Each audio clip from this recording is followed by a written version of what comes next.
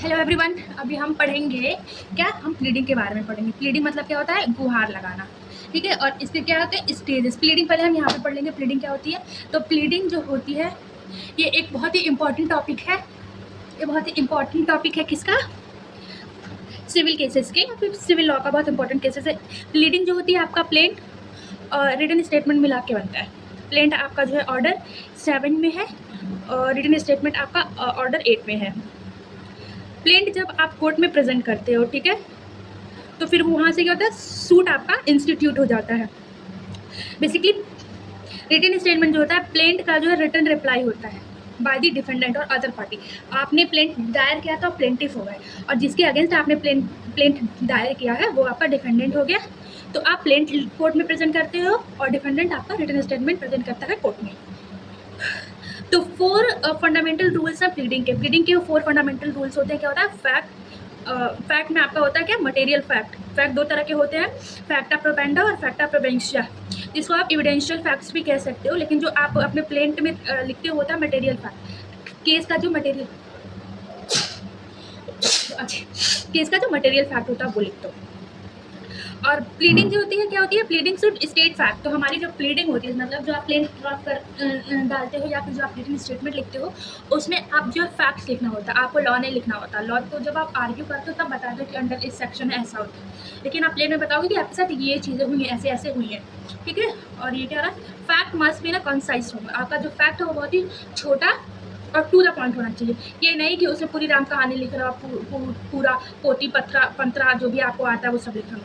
आप अपना fact to the point लिखोगे कि इसने आपने ये पैसे तब इसको दिए हैं, इस कारण से दिए हैं, इस डेट को रिटर्न करना था, इस डेट को रिटर्न नहीं हुआ, ऐसा ही करेंगे। Important point two remember before learning pleading. Pleading लिखने से पहले या फिर प्लेंट ड्राफ्ट करने से पहले कुछ इंपॉर्टेंट पॉइंट, जैसे अगर आपने अपना नेम लिखा है तो थ्रू आउट द प्लेंट आप अपना सेम नेम लिखेंगे। अगर आपने ये स्पेलिंग लिखी है तो आप थ्रू आउट द प्लेंट जो है अपना ये स्पेलिंग लिखेंगे, throughout the written statement अपने आप यही नाम लिखेंगे। ये नहीं कि चलो ये भी तो मतलब से रोशनी मतलब ये भी होते स्पेलिंग तो ये लिखते, नहीं, आप ऐसे नहीं कर सकते। ठीक है, तो सेम नेम और spelling through out the draft आपका जो है, या आप जो प्लेंट लिखोगे वो सेम होना चाहिए। Now come to pronouns. अगर आपने he she they might this that लिखा है तो ये नहीं लिखना है, ये अवॉइड करना है। आप यूज़ क्या करोगे, प्लेंटिफ एंड डिफेंडेंट अगर नीड पड़ती है। अगर कभी भी नीड पड़ती है कि अगर आपका सपोज आपका प्लेंटिफ जो है वो राम है और डिफेंडेंट आपका जो है वो रावण है, तो अगर आपको राम के बारे में बताना है तो आप कहेंगे कि प्लेंटिफ राम, या डिफेंडेंट के बारे में बताना है तो डिफेंडेंट रावण। ठीक है, ये नहीं कहेंगे ही और शी और दी, ऐसे नहीं बोल सकते आप। जैसे the defendant borrow 1 lakh rupees या प्लेंटिफ गिव 1 लाख रुपये। आप ये भी नहीं कहोगे कि राम गिव 1 लाख रुपये। तो अगर आप बोलना है नाम तो Ram, the plaintiff give the 1 lakh rupees, या the defendant the Ravan the defendant borrow the 1 lakh rupees. आप ये नहीं कहेंगे कि ही बोरो 1 लाख रुपये या ही गिव 1 लाख रुपीज़। ठीक है, इससे कंफ्यूजन क्रिएट होता है।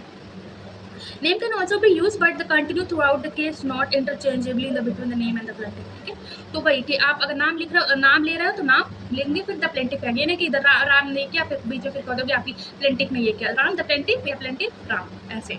ठीक है, when 2 or more plaintiff or defendant are there, call plaintiff 1, plaintiff 2 और डिफेंडेंट 1 या डिफेंडेंट 2। अगर एक से ज़्यादा आपके डिफेंडेंट है तो आप उसका नाम लिखोगे कि डिफेंडेंट 1, डिफेंडेंट 2। अगर आप प्लेन ड्राफ्ट करते हो तो जो स्टार्टिंग में पार्टीज के नाम आप लिखते हो ना, वहाँ पे भी आप ऐसे उसको लिख दोगे कि प्लेंटिफ 1, प्लेंटिफ 2, डिफेंडेंट 1, डिफेंडेंट 2। ठीक है, और same word and sentences through out the draft is must. आप थ्रू आउट अपने प्लेंट या रिटन स्टेटमेंट मतलब पूरे ड्राफ्टिंग में आप सेम चीज़ ही रिपीट करोगे। सेम अगर सेंटेंस रिपीट किया लिखा है तो सेम वो रिपीट करोगे। जैसे लैंड विद ट्रीज, अगर आपने पैराग्राफ फर्स्ट में लैंड विद ट्री लिखा है तो आप पैरा सेकंड में ग्रुप नहीं लिख सकते, आप पैरा सेकंड में भी लैंड विद ट्रीज ही लिखोगे, थर्ड में भी लैंड विद मैनी ट्रीज नहीं लिखोगे, आप लिखोगे क्या, लैंड विद ट्रीज। ठीक है, तो इसमें भी expression through out the draft जो है वो आपका सेम होना चाहिए। डेट आपका जो है नंबर और फिगर्स दोनों में होना चाहिए। इट मीन्स कि आप डेट ऐसे लिख रहे हो तो डेट आप ऐसे भी लिखोगे, और अगर आप ऐसे लिख रहे हो फिगर्स में, नंबर्स में, फिगर्स में, तो आप फिर इसको ऐसे नंबर्स में लिखोगे। क्योंकि हो सकता है कि 1 लाख आपने लिखा है वो 10,000 हो जाए, और ये भी हो सकता है कि प्रिंटिंग मिस्टेक की वजह से 10 लाख आपका 10,000 हो जाए।